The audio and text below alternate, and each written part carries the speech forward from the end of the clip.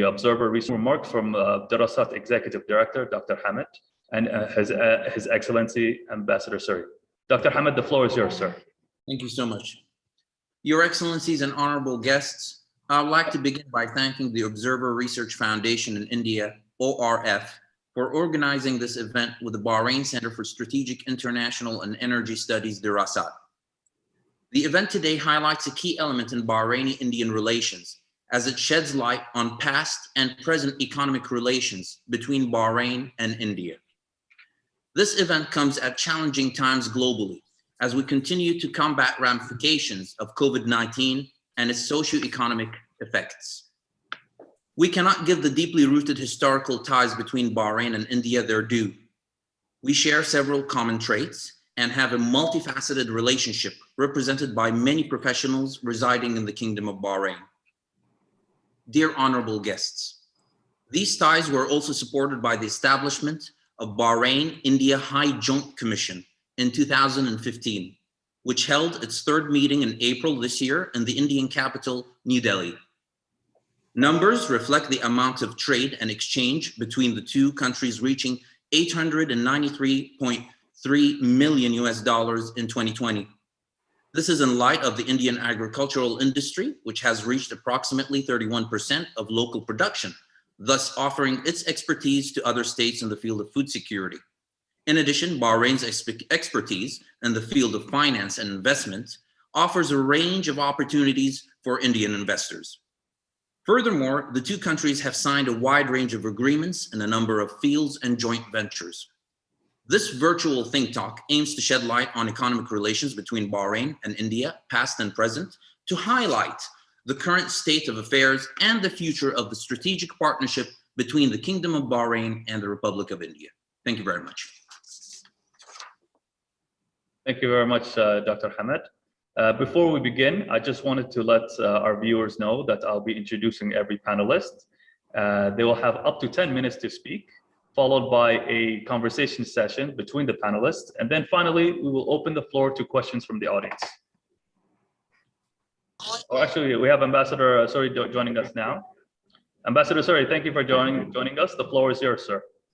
Thank you very much, and sorry about the few tech issues. I have the pleasure of joining this meeting from the Dubai Expo Center, where I am with a delegation, and I guess that shows our strong interest in promoting the relationship with the Gulf. And in fact, I thought that some of the issues that we were discussing a few minutes back in our meeting with Minister Reem Al Hashmi were so relevant to the conversation that we plan to have with Darasat, between Darasat and ORF, because really, some of the issues cut across the national boundaries. We are in this COVID era, and I think the challenges that it has thrown up to travel, to a return of Indians to Bahrain or to UAE in this case, the opportunities that we have, the fact that we can connect in this manner, no matter where we are, despite the occasional technical glitches, and the possibilities that are there to grow the relationship. At the Observer Research Foundation, we've tried to do our bit. We started the Arabian Sea Dialogues last year.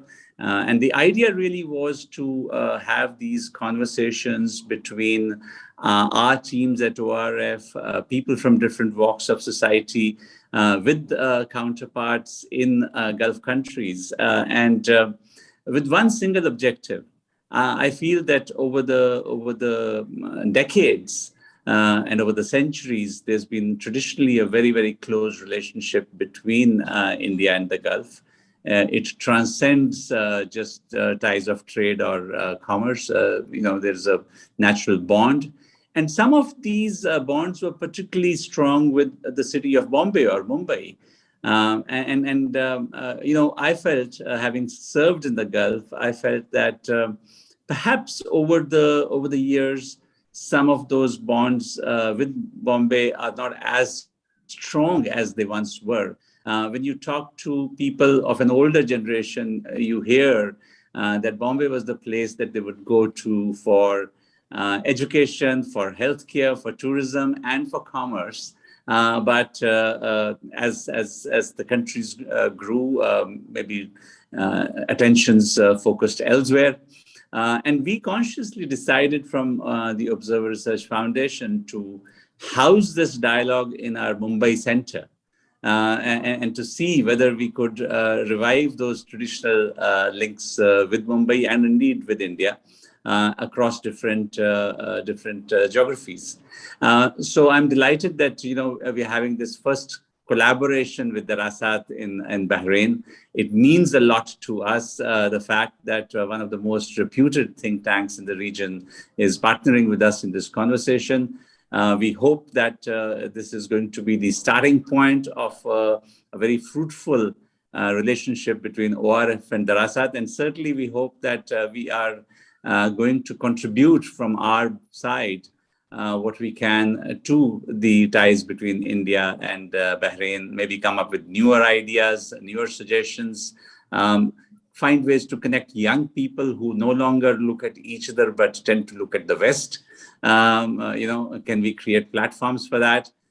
So there's a very wide canvas open, and I'm delighted that from our side, we have a wonderful panel with not only Ambassador Mohan Kumar, who has served in Bahrain and is much loved by many people in the country, but Ambassador Deepa Wadhwa, who has also extensive experience of the region. So yeah, I'm going to hand the floor back to you and wish you all the very best for the deliberations over the next hour or so. Thank you very much, sir. Thank you, both of you, Dr. Hamid and Ambassador Suri, for your welcome remarks. I wanted to introduce our esteemed panel before we begin speaking. Ambassador Deepa has been a distinguished career diplomat in the Indian Foreign Service. She was the first Indian woman to be appointed ambassador to a GCC state and then later in Japan. She has also been India's ambassador to Sweden, Latvia, and the Republic of Marshall Islands. Earlier, she served twice in China, besides stints in Switzerland and the Netherlands. Also joining us is Ambassador Dr. Mohan. Ambassador Dr. Mohan has had an astounding career in the Indian Foreign Service as well, lasting 36 years, which culminated in being India's ambassador in Paris. Under his watch, Indo-French strategic partnership was strengthened and consolidated further in spheres such as defense, space and nuclear solar energy, smart cities, and investments. Ambassador Kumar was also India's ambassador to the Kingdom of Bahrain, who also witnessed a lot of the strategically complex region. Joining us as well as Mr. Babu Rajan. Mr. Babu Rajan has played a pivotal role in development of the Kingdom of Bahrain for the past 4 decades. Starting with the Saudi-Bahrain Causeway, he has shaped modern infrastructure within the kingdom, such as Sheikh Khalifa Port, Airport Terminal Modernization, Al Muayyad Tower, Sheikh Isa Bridge, Sitra Bridge, and many other key infrastructure projects. He is regarded as a technical expert in the courts in Bahrain on various civil engineering related issues, such as building collapse disputes between clients, consultants, contractors, and suppliers. Also joining us today is Mr. Yusuf Salahuddin. He is a renowned businessman, researcher, and writer whose name is also often associated with aviation history and trade. He contributed to philanthropy work and is an active member of some committees of the Bahrain Chamber of Commerce and Industry and other associations within the kingdom. He was born in Manama and continued his higher studies in Egypt and Cyprus and became the first Bahraini pilot to receive the FAA Commercial Aviation Certificate. He established his own business in 1972 and takes great interest in local, regional, and international events and writes some articles in Arabic and English in newspapers such as Akhbar Khalij, Al-Ayam, and Gulf Daily News. Dr. Umar is the Director of Studies and Research at the Darasat. He previously worked as an assistant professor in economics at George Mason University, as well as being a member of the Virginia Governor Bob McDonnell's Joint Advisory Board. Like I said before, each panelist will have up to 10 minutes to speak, and then we will open a conversation between the panel members. And finally, we will conclude with questions from our audience. Ambassador Deepa, we will begin with you. The floor is yours, ma'am.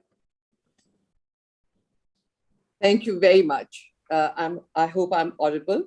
It's really a great honor to be here and to participate in this webinar organized by Darasat Bahrain and ORF. I have to thank my colleague, Ambassador Navdeep Suri, for actually calling me and saying that telling me about this event, and I was very happy to join. I thank Dr. Hamad for also inviting me to this event. I find that it's a very, very eminent panel of experts. The only comment that I did make before was that everybody here is an expert on Bahrain, led, I think, by Dr. Mohan Kumar from our side. I have to tell you something before I start, that I was already in the GCC when Dr. Mohan, Ambassador Mohan Kumar called me and said, look, I have an opportunity to come. What do I think? What do you think about it? And I said, grab it. And I know he has no regrets. It's a very, very special part of the world for all of us. And so I think, I've been very happy to be associated with it, and also very happy to be associated with today's virtual Think Talk. But what I did say was that I would talk generally about India and the GCC, because there are people who will be able to speak with much greater expertise on Bahrain itself. And in talking so, I tend to go into history a little bit, and there are two reasons for this. One of the reasons is, of course, I got to know this region very well when I was, I served as a diplomat in the region. But there's another reason also. I know this region from the other shore, because I'm from Kerala. And I think this entire part of the world, it's the first experience of Indians for many people is from Kerala. And the bonds between Kerala and the GCC really go back thousands of years. And these are our bonds of brotherhood.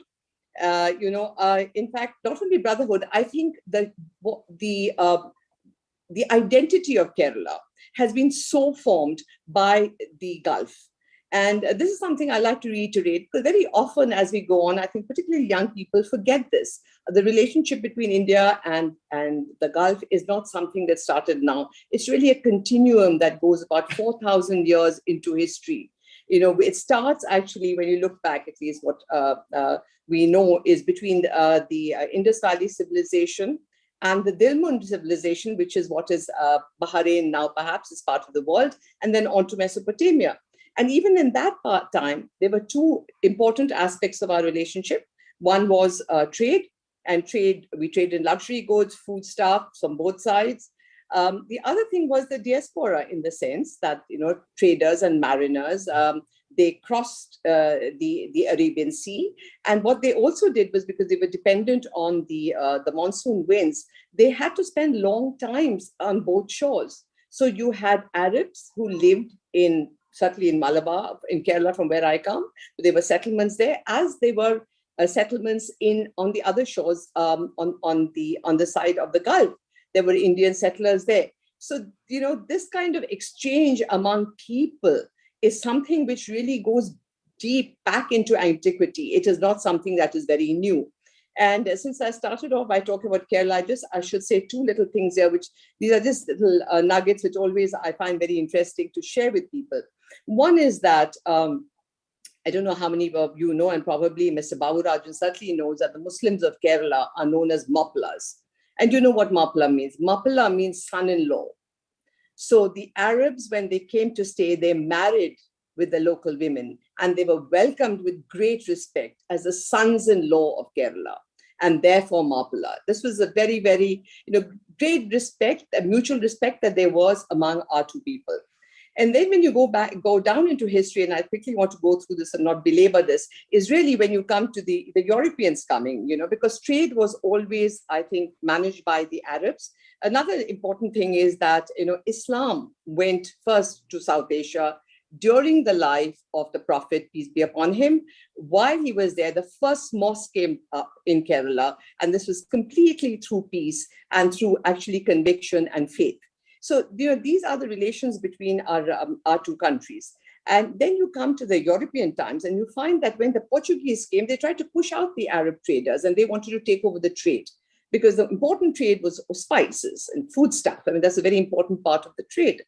And they tried to push out the traders, but apparently the Hindu king of Calicut, who's called the Zamorin, he decided that, he trusted the Arabs much more than these new Europeans on the scene. And in fact, he did not permit it. And there were many wars later which happened, sea battles, which were with the Arabs and the Indians on one side against the Europeans on the other. So this is part of our history. So, when Prime Minister Modi, very early in his first term, he talked about link west, look west, and talked about the Gulf as our extended neighborhood.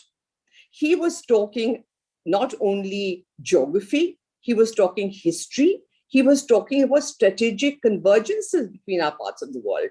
And he actually meant it in the sense that you can see the importance that has been given to this region. After South Asia, I cannot think of another part of the world where India has engaged with this intensity as we have with the GCC. Our Prime Minister has visited each one of the countries. Our Foreign Minister has, I think, visited them several times, our National Security Advisor, several ministers. There have been joint commission meetings. We have established all kinds of mechanisms to actually work on the relationship. We have gone into areas where we never went before, or intensification of relations in areas such as defense. Security has become very important. So there have been many pillars. And I think, for India, certainly, and the government at this point of time, the GCC is really very much an area of focus. Now, let me go again into the subject of today's talk, which is to do with the economic relationship between our two countries. And I mentioned two of the pillars from the past, that was trade and diaspora. To that, I think we have to add now, which has become one of the most important pillars of our relationship, which is energy.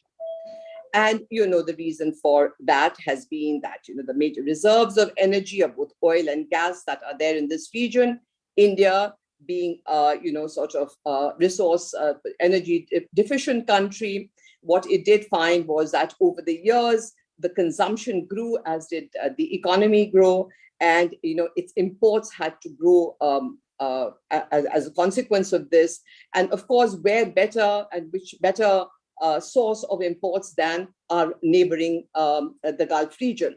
So you will find that from about the early 90s, I think, or the early 80s, when we imported about 40% of our needs, we now import about 85% of our needs. Of this, half of our imports come from the GCC. Therefore, the GCC and the Persian Gulf is extremely, extremely important for our energy security. And energy security is linked with development. The importance of energy security, I think, is next to only security in terms of military terms for any country for its development. And so this has been a very important part of our relationship and shall continue to be so in the years to come. The second pillar of the relationship is trade and investment. I talked about trade and investment in the earlier times, but I think what has happened is that with the growth of the Indian economy, what we have seen is that trade between the two, India and the GCC as a bloc has grown, particularly in the last 2 or 3 decades. And actually today, the GCC is the largest trading bloc insofar as India is concerned, even surpasses the EU. So that is the importance of the GCC insofar as trade is concerned. I mean, I think in the last year, we've been slightly affected by the pandemic. So it's been about two-way trade has been about $120 billion. But before that, it had gone up to about $140 billion. And we do hope that after the pandemic, it will again be able to regain the numbers that it has lost. So there is trade, then there is investment. Now, this is a very interesting area where I think perhaps India had some kind of, initially, some kind of feeling, certainly from the countries that I dealt with, that there could be more investment from the GCC because, of the large sovereign funds that were there into India. But we're seeing that happen. And I was very interested to see recently that during the pandemic, actually, there have been some very, very major investments into India.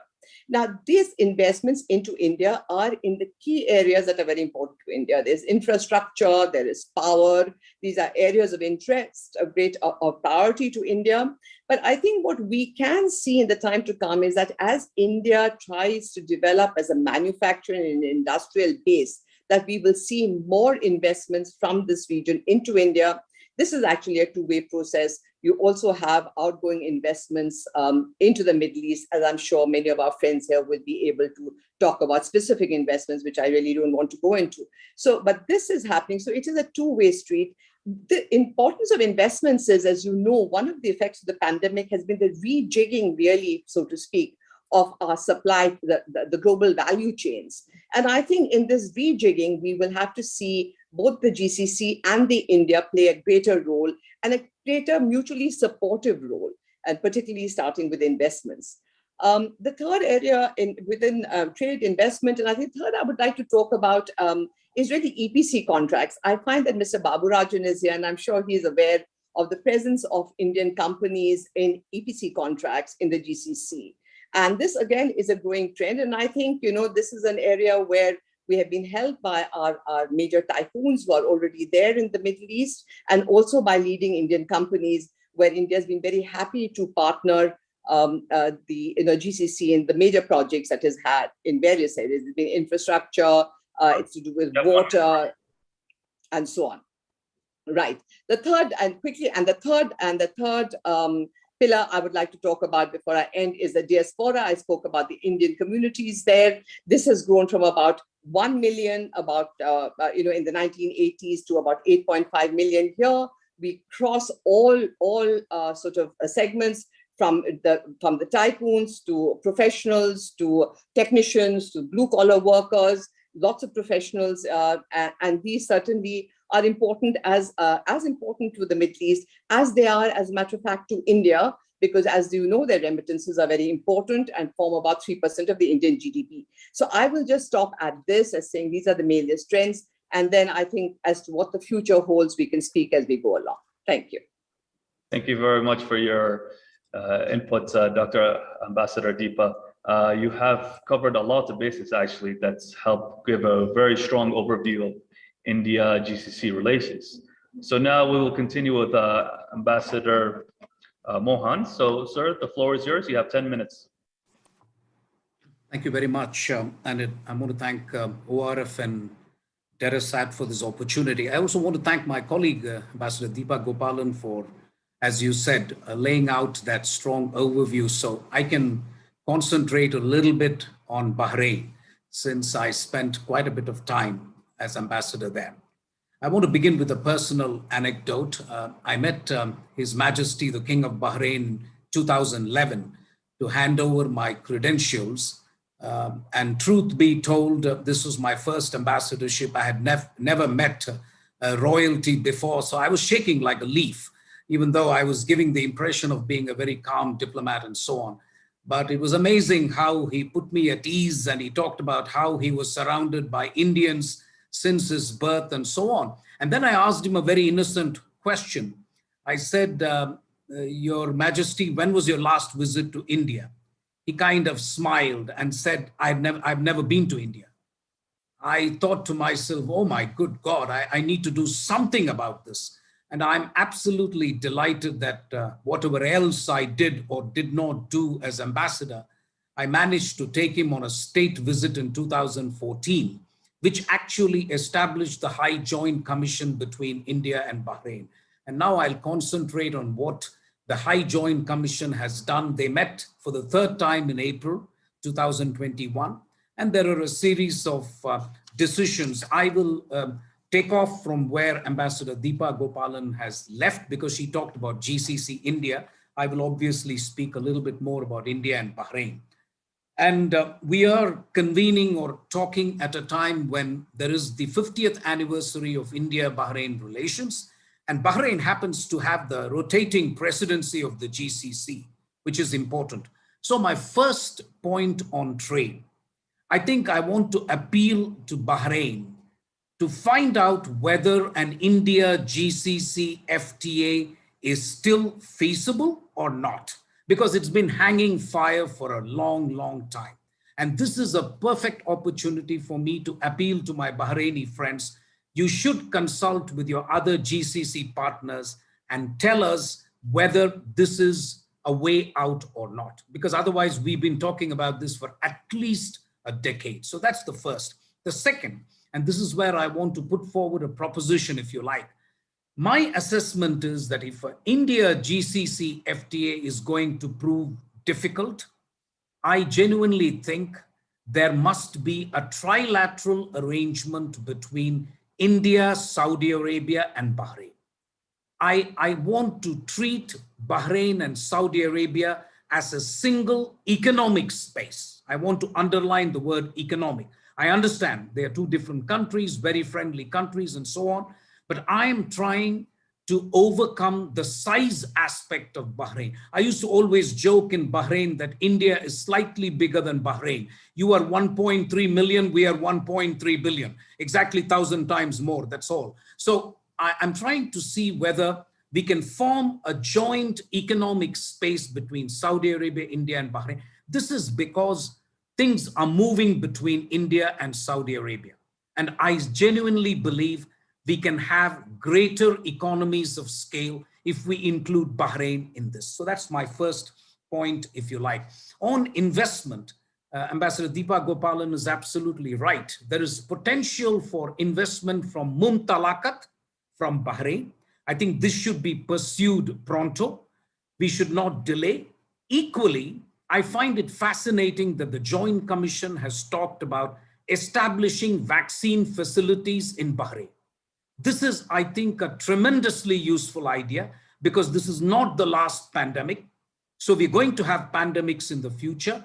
Again, if financing can be done by Saudi Arabia and we can invest, India can bring know-how, technical know-how and manufacturing know-how to make vaccines in Bahrain for the GCC. This would be a wonderful way of trying to see if we can mix and match our respective advantages and strengths and try and do this. India and Bahrain can do it as well. I'm just trying to see if we can get financing from elsewhere. But this I leave to my Bahraini friends. I think there are some things which are hanging fire, if you don't mind my mentioning it. One is the idea of investment in a food park in India, which will meet the food security needs of Bahrain. Very frankly, meeting the food security needs of Bahrain is in the abiding interest of India because we have a number of Indian nationals and the country is not so big. So really, this can be done very, very easily and it should be done.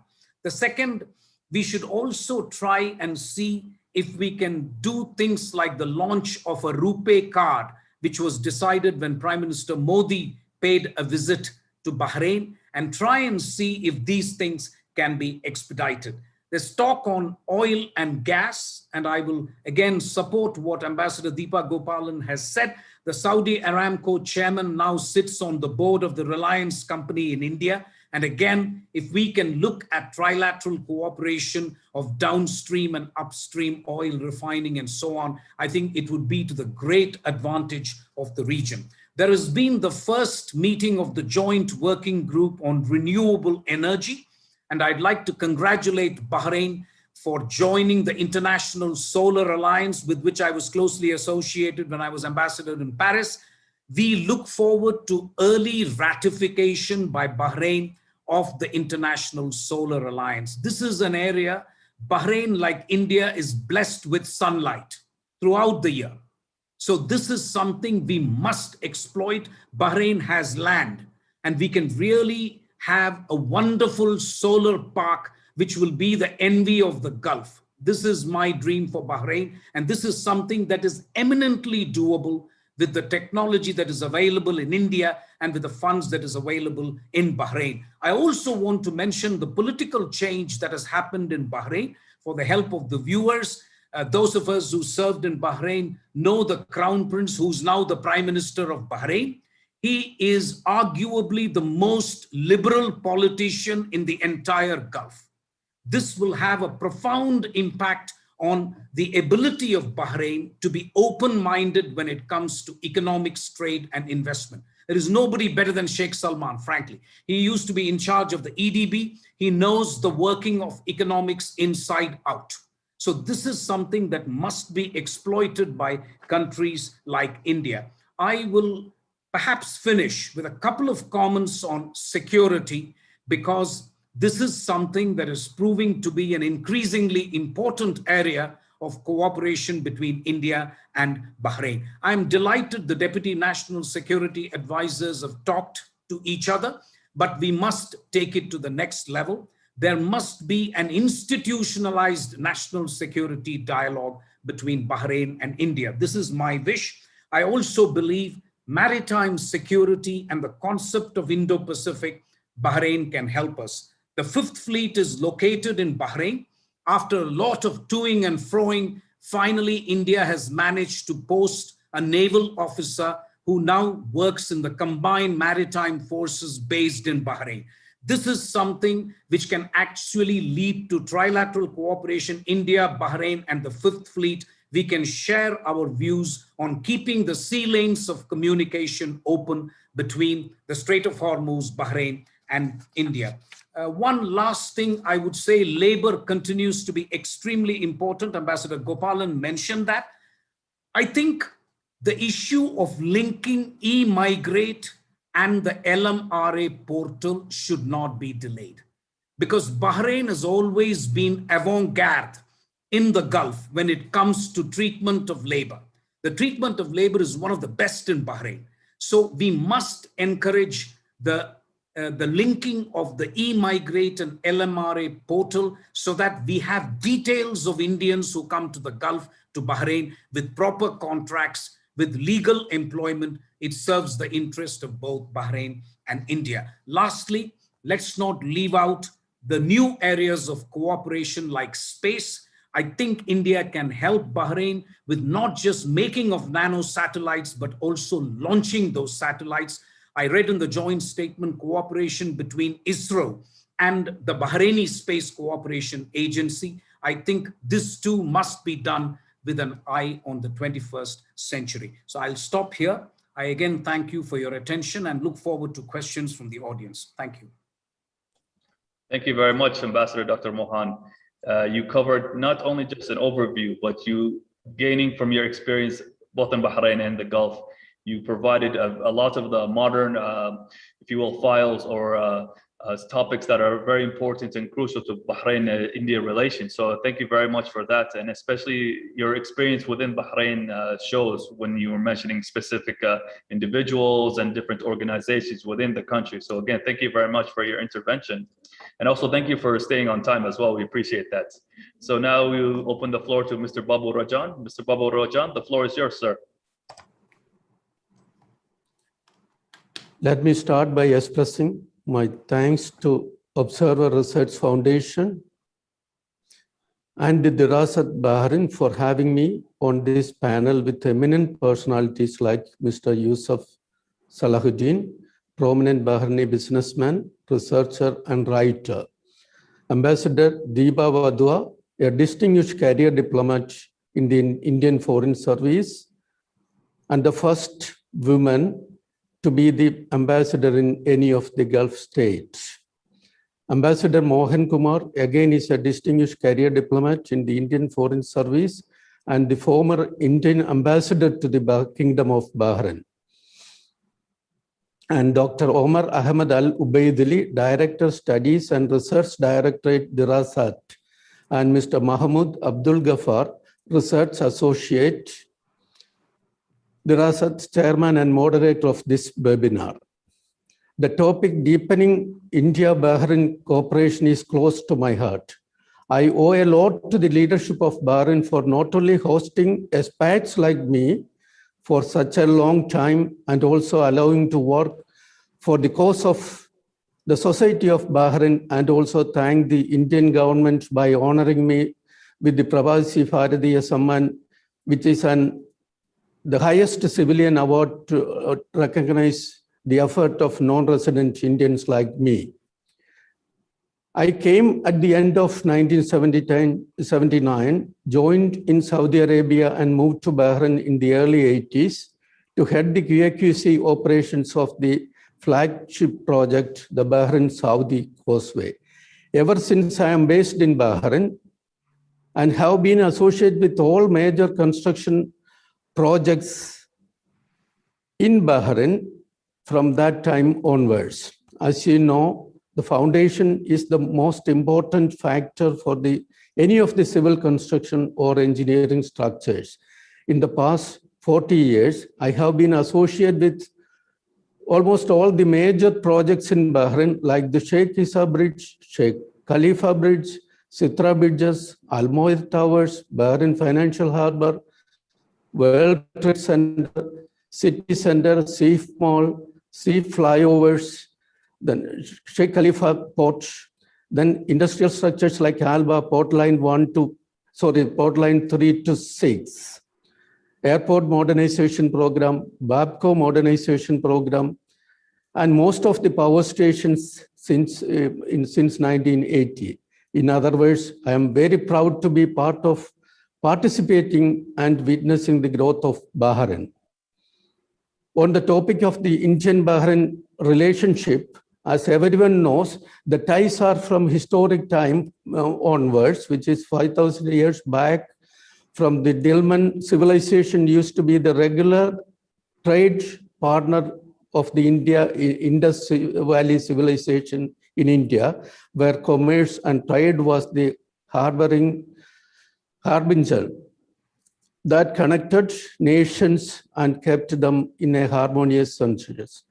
So a historical content always creates a level of comfort among the countries.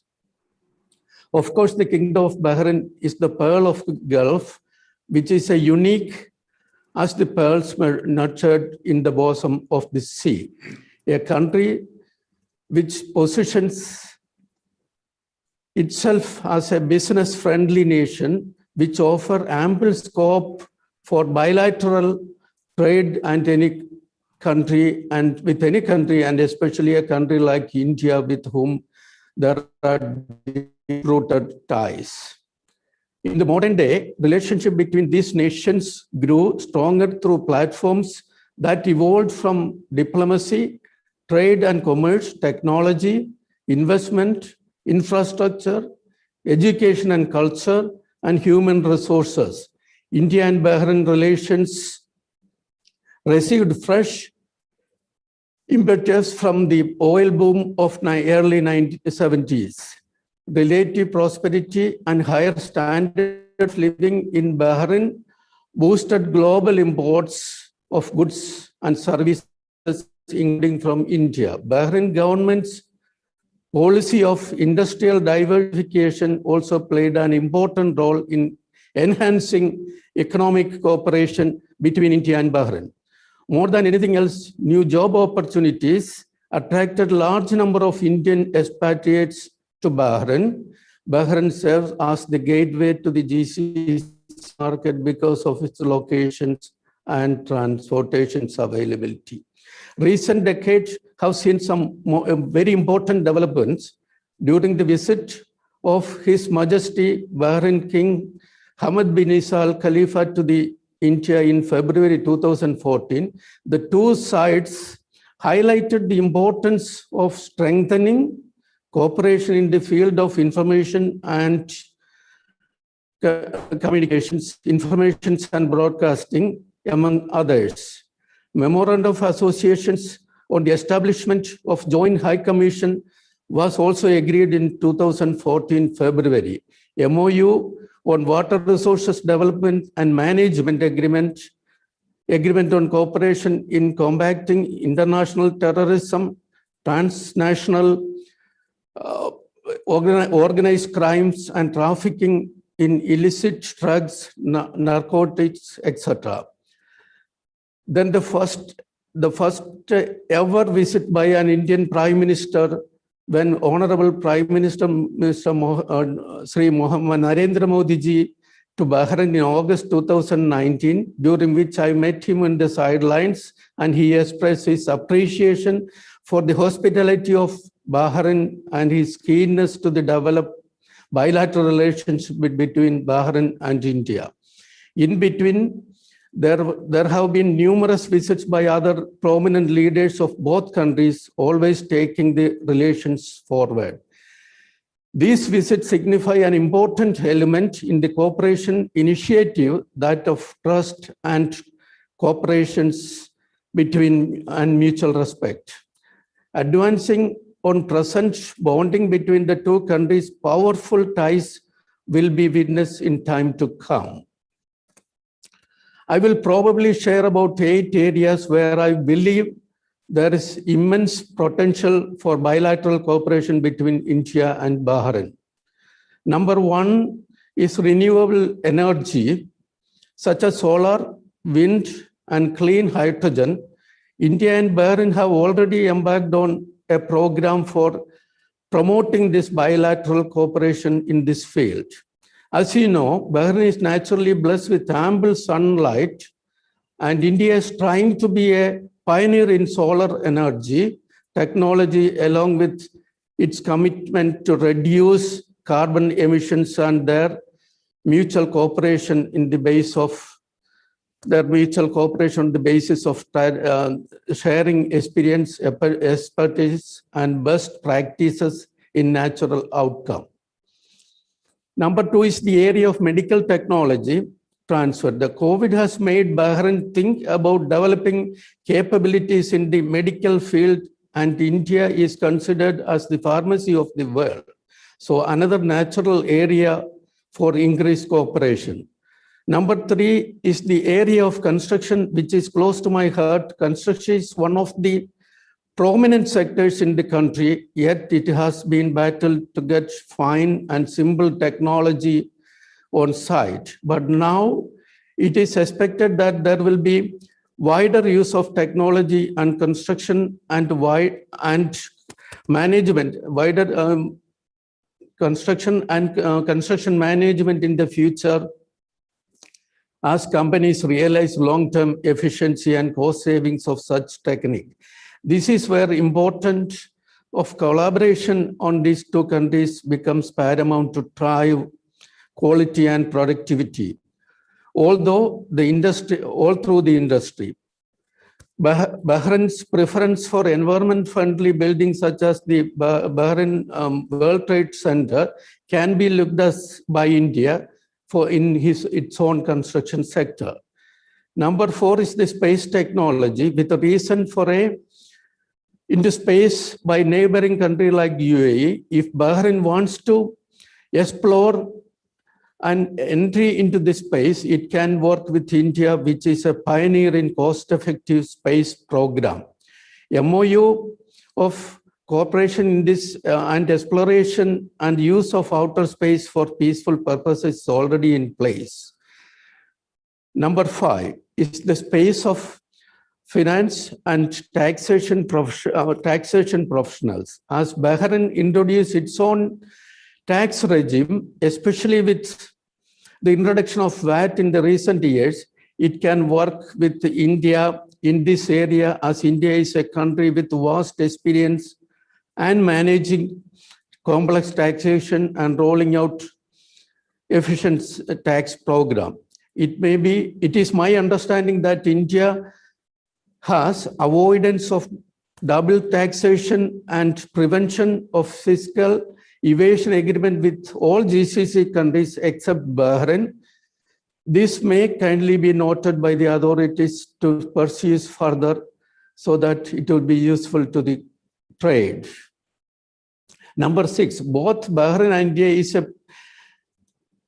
India plays a significant amount of stress in the field of education and development of human capital.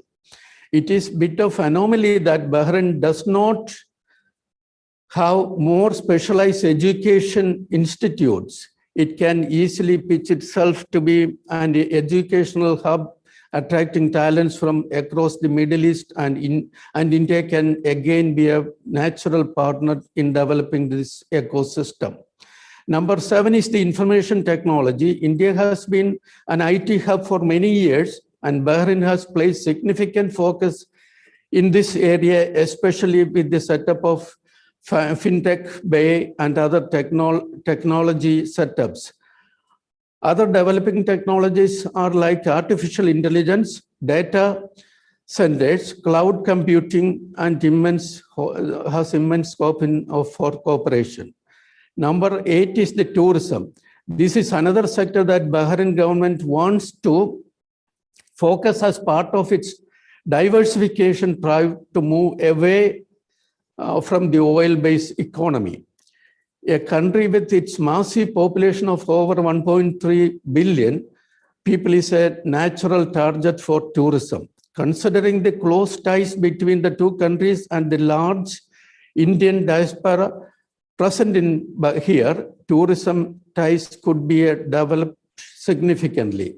Currently, medical tourism to India is a popular avenue, which could further be increased, and as I mentioned earlier. Although I have highlighted 8 areas, there are, of course, many other areas of cooperation possible, as such oil and gas, communication technology, infrastructure, investments, food processing, and sports. In conclusion, I want to emphasize on the doctrine that India has been propagating, that of Vasudhaiva Kudumbakam, which means the world is one family. Bahrain, for its part, has been one of the most liberal countries in this region with its legacy of diversity and acceptance. Therefore, I am of the opinion that bilateral cooperation boost between these two countries is not a question of if, but when, and it is a question of how rather than how much, that of how much. As someone who considers Bahrain as the second home, me and many others like me would be happy to see this bilateral cooperation between our two countries being moved forward to the higher level. And we are willing to play our part in realizing this dream. Thank you, everyone.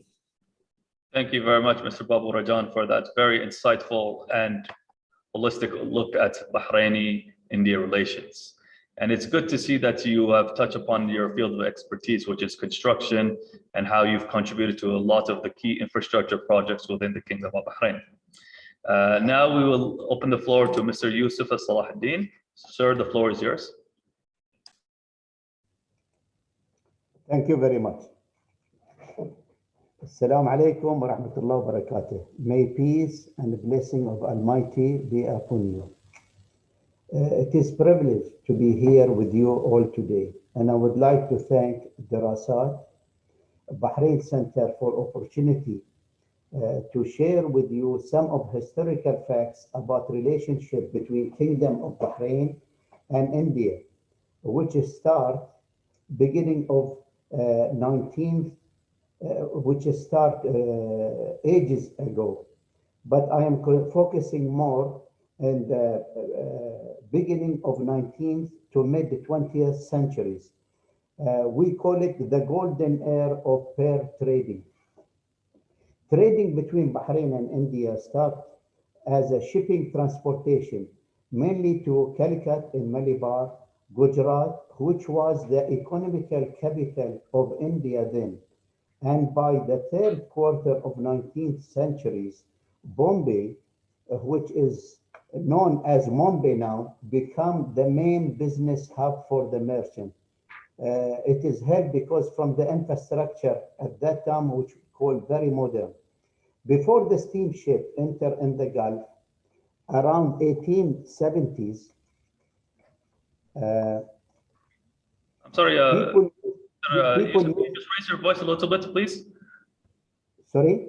Could you just raise your voice a little bit, please, so the audience have a... yes. Okay, thank you very much. Apologies. Before a steamship entered in the Gulf, around 1870s, people used to travel by dhows, which used to sail with the help of wind.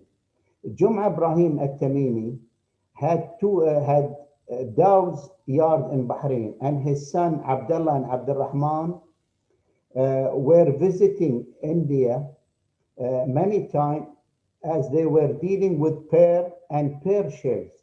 They exported to India and import wood and materials from India for building the ships. This is since end of 19th centuries. Many of other merchants had their own dhows, which travel around the Gulf, India, and East Africa, and some of them appointed their sons or relatives in different ports, mainly in Calicut and in Bombay. Majority of the merchants were settled in Muhammad Ali Road and surrounding, and it's become a memorable place in their lives. Majority of the Bahraini and the Gulf always remember Muhammad Ali Road. Many Bahraini pear merchants migrated to India with their families during mid-19th centuries, as most of the merchants were dealing with pear and they settled in Bombay and also Hyderabad and Malabar. Some of them returned having spent fruitful years in India, and some of them never returned. They lived, died, and were buried in India. Also, there were many Bahraini who found their life partner from India, get married, and settled in India. I managed to get documents dated 1809 that Sheikh Mohammed bin Abdul Latif al-Mashari settled in India, and there were other people before that time, but I don't have any official documents for this. In the beginning 19th centuries, businessmen from United States, Europe settled in Bombay, like Rosenthal, Cartier, Herbert Habib, and others. And they, with some Indian traders, used to visit Bahrain to buy pearls. Also, a good number of Indians migrated to Bahrain and established successful businesses, and many of them chose Bahrain as their home. Most of the traders from Bahrain and Gulf countries carried out many charity activities, and some of them built guest houses called Musafir Khana. For the visitors, they let the visitor to stay there free of charge. Among of them, Muhammad Ahmed Hijris, who built a mosque in Bombay, which still exists. The pearl trade was hit in the First and the Second World War. However, the biggest hit was from 1928 to 1931, which was called Black Friday in United States, when the stock exchange collapsed. And before that time, the culture pear was introduced from Japan, and that one was a really hit for the trade business. In 1946, before independence, the Indian government imposed heavy taxes on all imported items, especially the jewelry. And that was another hit for the pear traders, as India was the biggest market of the pear. Apart from trade, people also traveled to India for education. According to the record, Ali Ahmed Yatim, along with Khalil Ibrahim Kano, were the first two students to travel to Aligarh University in 1908.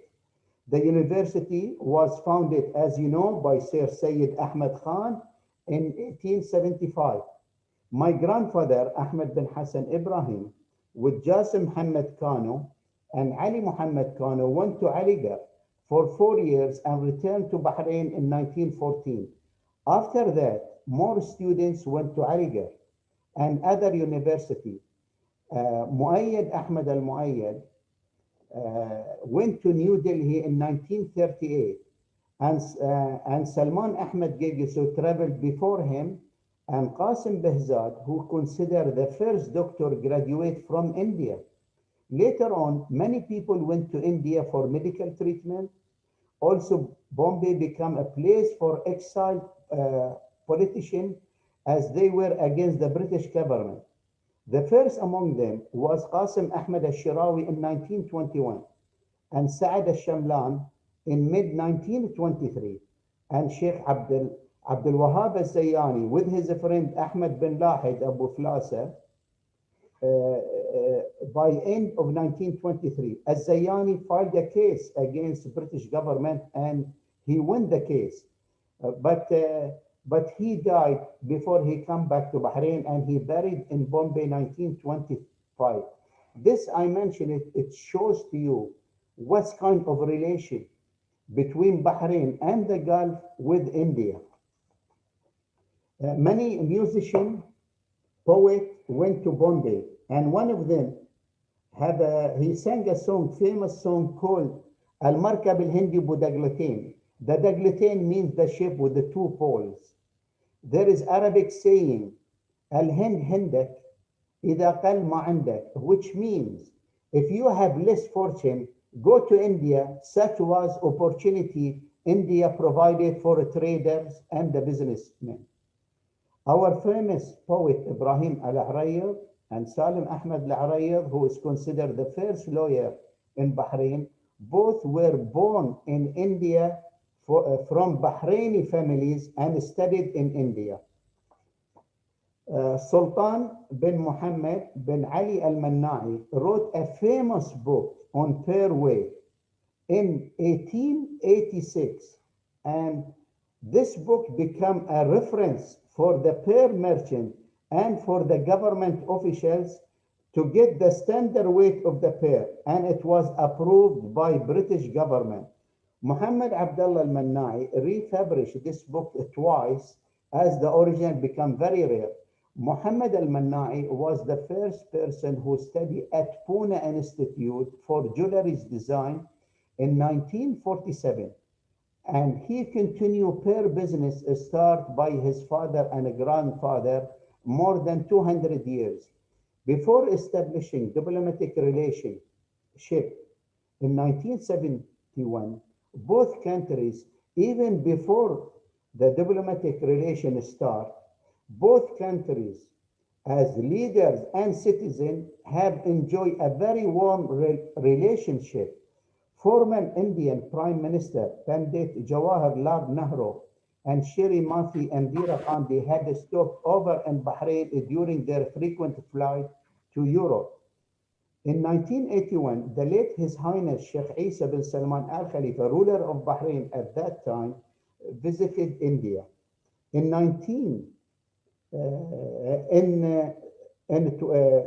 2014, His Majesty King Hamad bin Isa Al Khalifa visited India.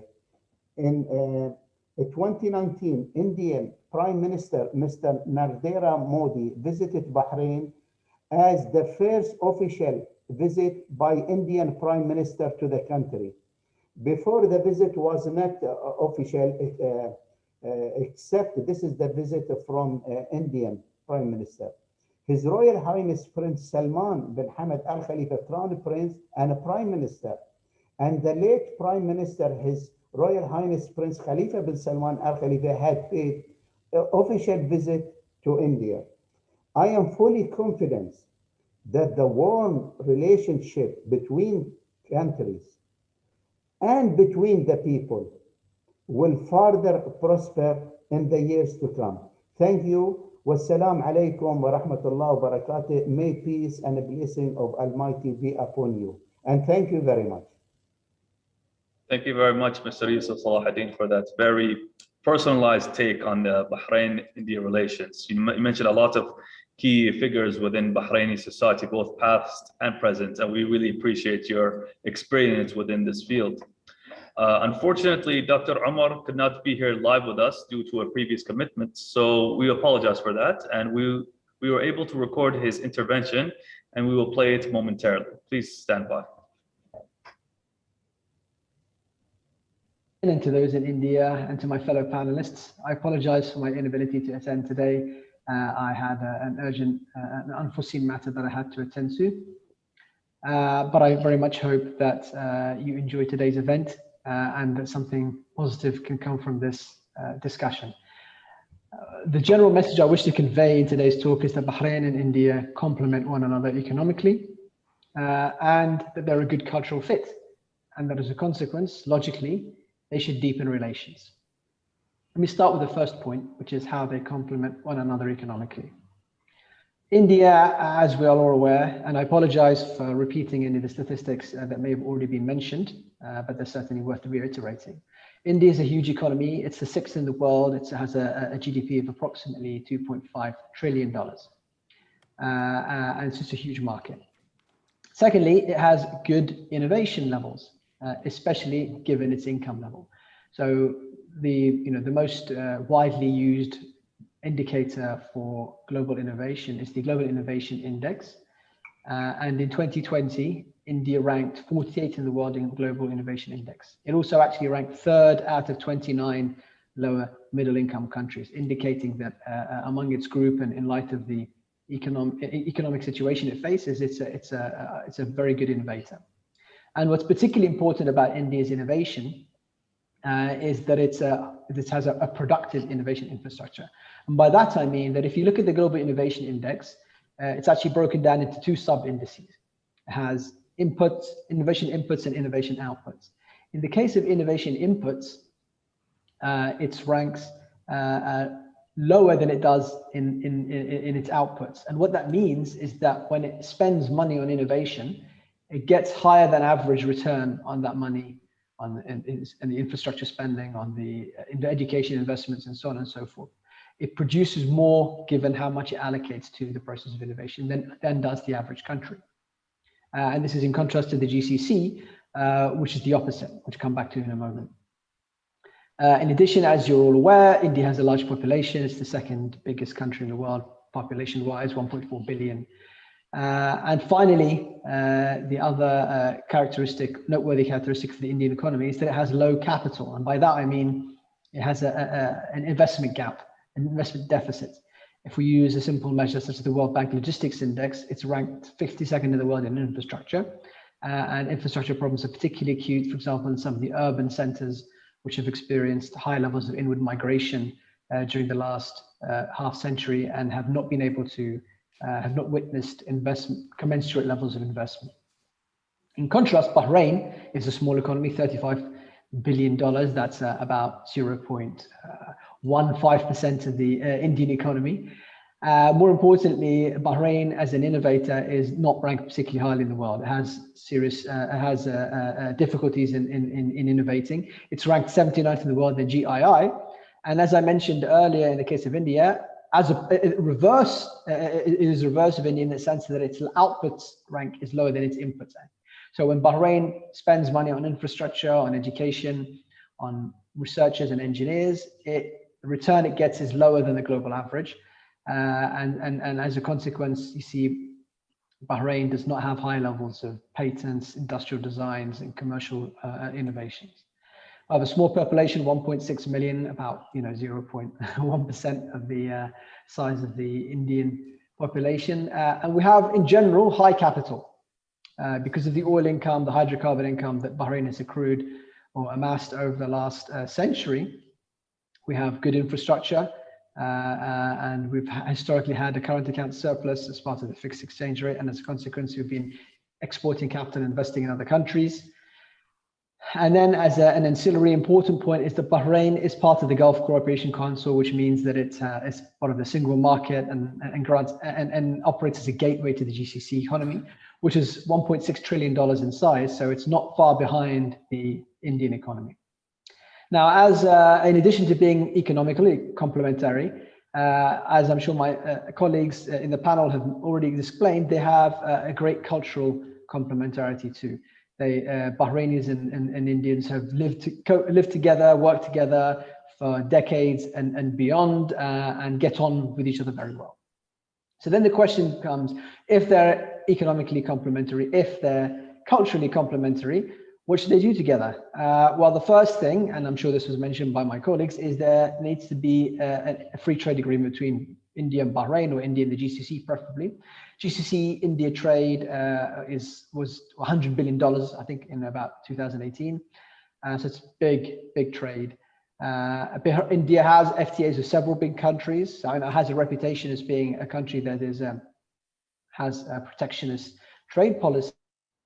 But actually it has a free trade agreement with Japan, with Malaysia, with the Mercosur in South America, and it should be high on the priority of the GCC countries to get on that list of FTA partners with India. And in light of the size of the two economies, in light of the diversity of the differences of the two economies, that is going to be a big benefit to both sides. Ideally, the biggest, the biggest benefits associated with FTAs arise when two diverse or two economies that are very different in nature integrate, because that creates the opportunities for exchange, for integration.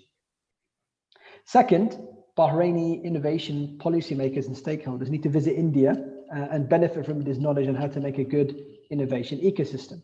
Now, this is India, as I mentioned above, has good innovation, has been successful innovation, especially in light of the resources it allocates to it. And that presents a great opportunity for Bahrainis to learn and benefit from. Now, that doesn't mean, India is not Switzerland, it's not Norway, it's not the USA when it comes to innovation, but that doesn't mean that there's nothing to learn from visiting India. What works in Switzerland, what works in Norway, what works in Bahrain, all of which are countries which Bahrain has a good relationship with, doesn't necessarily work in Bahrain.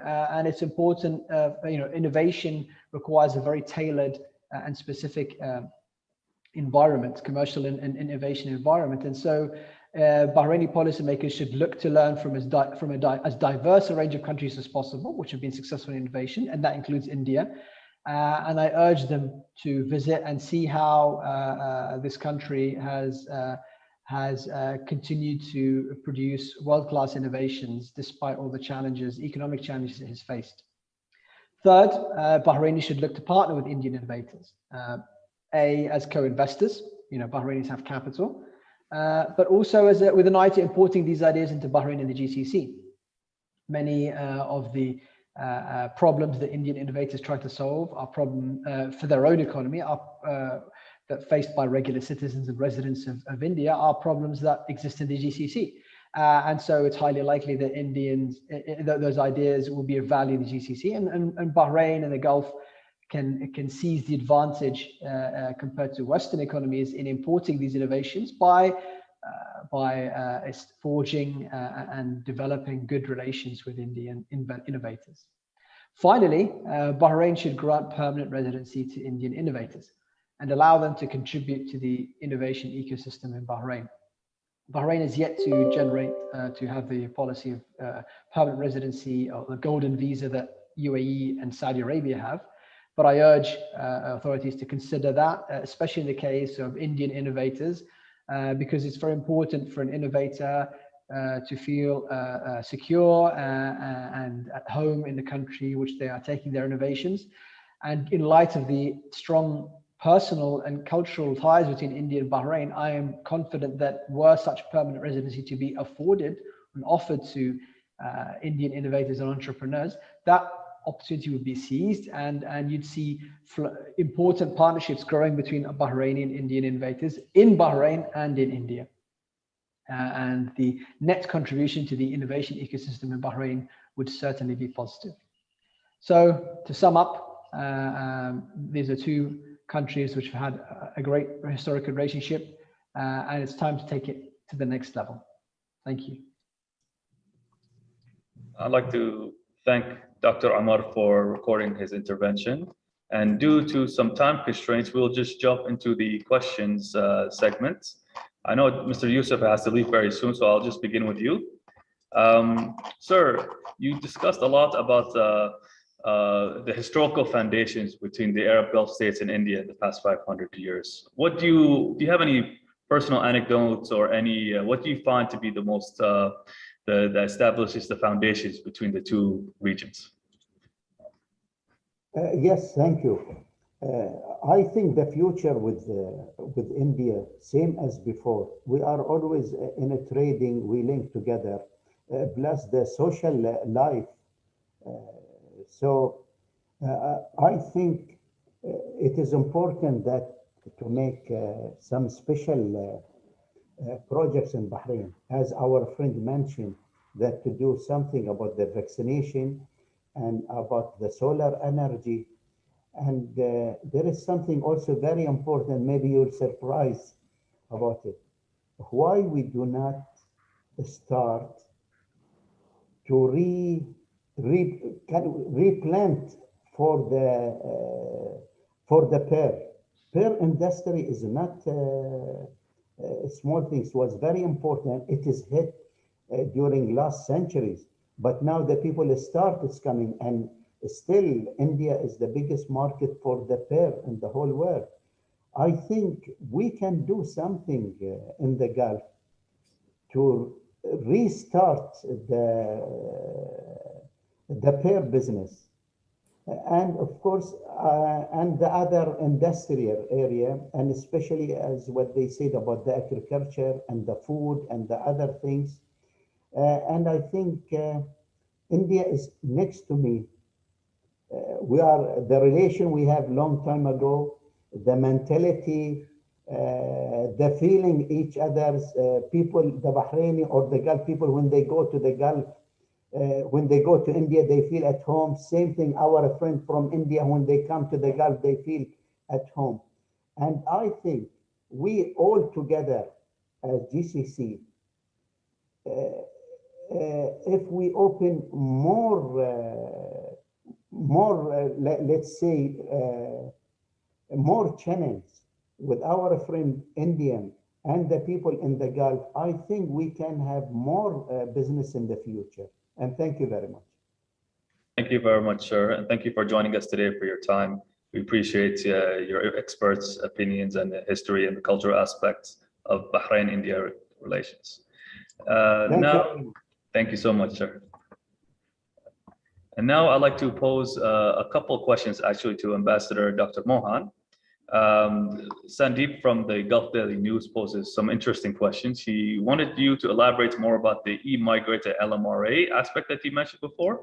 And his other question is actually about the proposal of the trilateral agreement between Bahrain, Saudi Arabia, and India. If you think if it's more feasible to achieve that rather than an India GCC FTA. The floor is yours, sir. So thank you very much. And hello, Sandeep. It's good to hear from you after a very long time. And those are two valid questions. I want to begin by saying that when I reached Bahrain, end of 2010, and I wanted to get a fix on the number of Indians who come every year seeking employment to Bahrain, it was a black hole. Nobody had an idea. There were some vague figures available in India. There was, of course, the LMRA figures, but we did not have a good fix.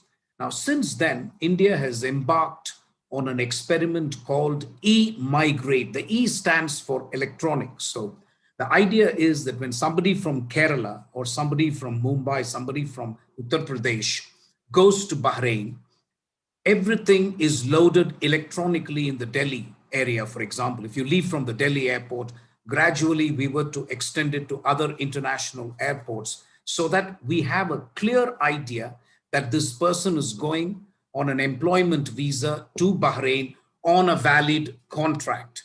And if this electronic portal can be linked to the LMRA's portal, then the discrepancies can be explained and both countries will have a good fix on the number of Indians who are living in Bahrain, who seek employment, who leave Bahrain, because there is also a fair number which keeps going back. So, and of course, deaths and other things. So this was fairly revolutionary.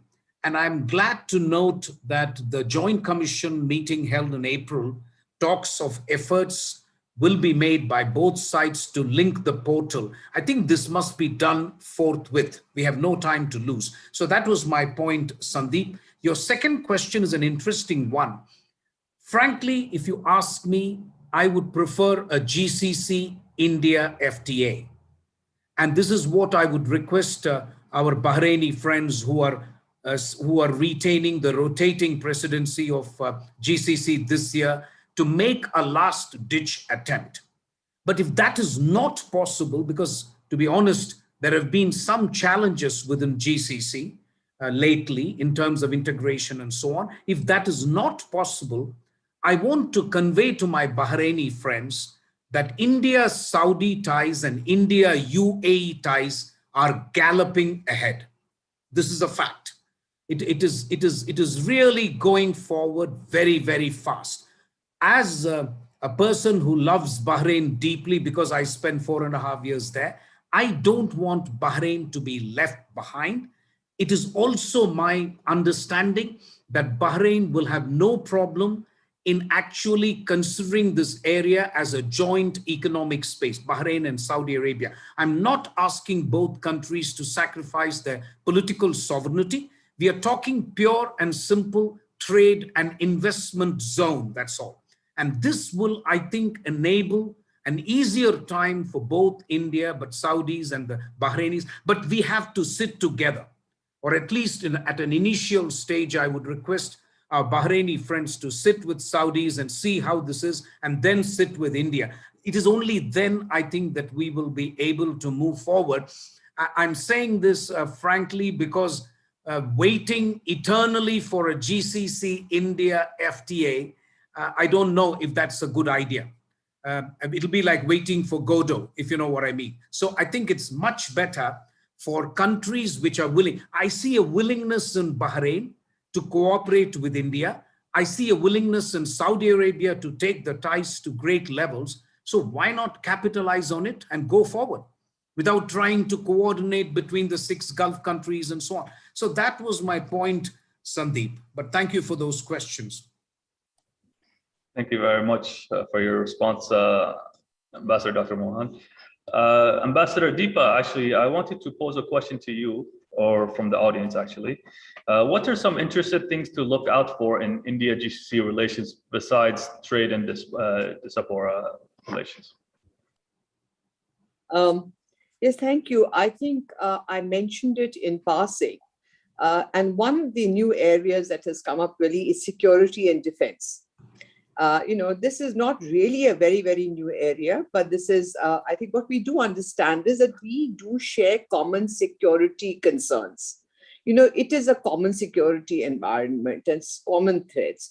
I think Mohan mentioned about us being part of the Indo-Pacific, and therefore there has been over a period of time, there always were some kind of contacts. But for example, recently we have had a chief of army staff who has for the first time ever visited the UAE and Saudi Arabia. And now what is happening, I'll quickly tell you in the area of defense, is that we are looking more and more at exchanges of senior officials meeting, of course, but then joint exercises together. We're also looking really very interestingly at joint development of different kinds of arms in the defense production area and purchases from one another. So I think this is something that is extremely new that we have to look at in terms of the relationship between India and the GCC. So if you look at trade, you look at Diaspora, I think this is one thing that is important. We also have to look in some ways at some of the areas that were some of the subjects that were raised. And this is really a new area. And I think this is to really do with India's strengths as, this whole startup ecosystem that we have, digitization. So what has happened the post-pandemic is that the whole world is talking about digitization.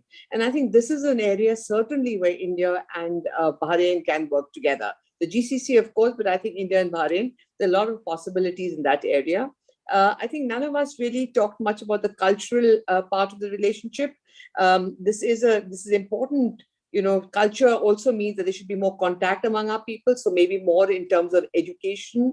I do know that young people in Bahrain now look more to the West. But as we just heard from one of our panelists, there was a time when we were really Bahrainis did come, did look to India. But where we can work, where you all can help us and we can help is in skilling. This is another great importance area that is there for both our countries. So I think really the canvas is very vast. Thank you very much for your insights, Ambassador Deepa. Actually, I think Dr. Mohan, would you like to say something, sir? Just a minute, if you will. There is an interesting question from Ms. Meera Ravi, also happens to be a friend of mine. She asks whether the pandemic has created a situation and how this will impact future relations. So very briefly, and not to take too much time, I'm of the view that the pandemic actually provides an opportunity. I tend to view the crisis as an opportunity. And one of the opportunities that I had mentioned was creating vaccine manufacturing facilities in Bahrain. The other thing is that people in India will even be more ready now to go to the Gulf to work. That is an opportunity as far as I'm concerned. Thirdly, I do believe, and I'm an optimist when it comes to India and the GCC bouncing back because of the fundamental resilience of our people. I believe that both the people of the Gulf and people of India are fundamentally resilient, and that it's only a matter of time before our economies pick up. So I wouldn't want to be too pessimistic about the impact of the pandemic. I think we should make use of this time to prepare for the post-pandemic period, keep the infrastructure ready so that we can then exploit the economic opportunities that present themselves. Thank you. Thank you very much, sir. I think you're absolutely spot on when it comes to how the COVID-19 presents a lot of new opportunities. Of course, the challenges are obvious, but I think this will be a major lesson for the entire world on what strategic components of within the health center and different infrastructure needed to accommodate these health needs in the future in order to deter future pandemics as well. Mr. Baburajan, actually, I would very much like your input on this. We are very much aware of how Bahrain-India relations continue to blossom throughout history. But I wanted your specific input within the particular field of construction and engineering, actually. How have Indian companies and technologies contributed towards mega projects and reclamation projects within Bahrain? Yeah, thanks for the question. Obviously, as you'll be knowing, since 1983-84, lot of reclamation projects has been taken place in Bahrain. Mainly, if you remember the Pearl Roundabout, anything north of that was a sea, for example. And if you come to the other side, Gulf Hotel was on the seashore. Then if you go to the Hid area, the whole of Hid is reclaimed. So naturally, now also, if we can look at it, Delmonia, Amwash Islands, then Duratal Bahrain, Duratal Khalij, all these developments, and now again, lot of projects are going on with the land reclamation. Mainly nowadays, if you look at the east of Sitra, the major housing project which is being built by the Chinese company, and East Hid also lot of housing developments. But as I, lot of major reclamation projects are being done, and it has taken place. Unfortunately, from India's contribution to this sort of projects is very, very less, very less.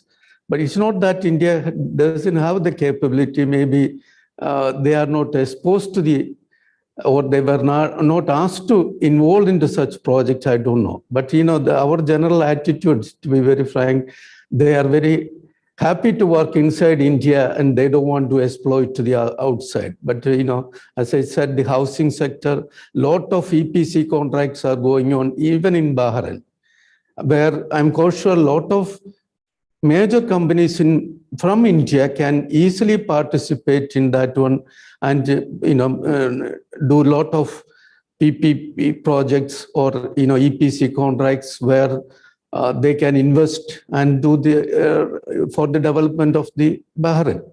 But as I said earlier, most of these companies, they don't have that sort of initiative. So naturally, from the Indian side, I would say that it is very important to inform them what are the opportunities and how they can work and contribute to the development of not only Bahrain, I'm talking about all the GCC countries. If you look at the other countries like China, Korea, they invest a lot of money and they do a lot of major projects in this part of the world. So I'm quite sure our capability is much more than that. You can easily contribute much more to the quality, to the cost effectiveness and all. So naturally, that is some area which we should embark on that. But unfortunately, that has not happened so far. Construction not only in the reclamation, any of the major projects, okay, there are few companies working here and there occasionally, but that's all. But I don't know what the reason why they don't be here again on major projects and then contribute to each other where the technology can be transferred very well and it will be useful to both countries. That is what I would say on that particular sector, construction industry, on major projects. Thank you very much for your input on that. I know maybe more recently, Bahrain might have looked to other sources when it comes to reclamation projects, but it seems that Indian companies have actually had a very strong footprint within major projects within Bahrain, and we're always be appreciated for that. I believe that our time is up for today's virtual Think Talk. I wanted to thank each and every single panelist who joined us today, who contributed to this very fruitful conversation. Thank you very much for your inputs. Thank you for your time, Ambassador Deepa, Ambassador Dr. Mohan, Mr. Babu Raja, and Mr. Yusuf Salahuddin, and Dr. Amar, and as well as Ambassador Suri and Dr. Hamid for their opening welcoming remarks. Please be sure to follow Darasat BH for all the latest events on Instagram, Twitter, and YouTube. And we look forward to welcoming audiences to future events. Thank you and goodbye.